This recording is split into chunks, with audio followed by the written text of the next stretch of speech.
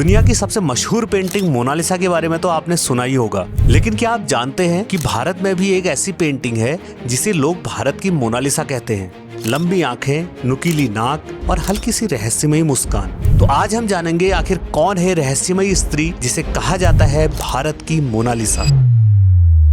इस प्रसिद्ध चित्र का नाम है बनी ठनी। यह पेंटिंग राजस्थान की किशनगढ़ शैली की सबसे प्रसिद्ध कृति है। इसे बनाया था 18वीं सदी के कलाकार निहाल चंद ने। तो सबसे पहले हम बात करते हैं कि आखिर बनी ठनी कौन थी।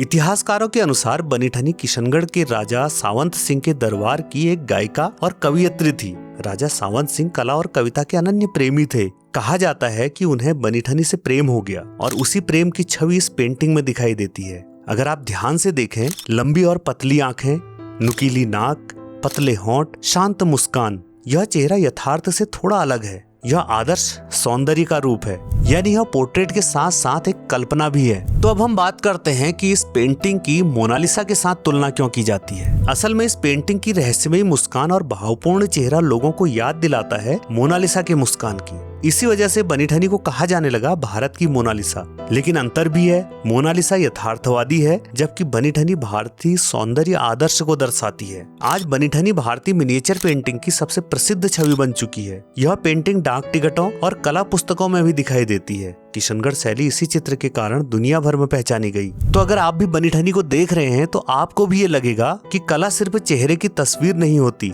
वह भावना, कल्पना और संस्कृति का मेल होती है। और शायद इसीलिए सदियों बाद भी यह मुस्कान आज भी उतनी ही रहस्यमयी लगती है। और यही है भारत की मोनालिसा का जादू।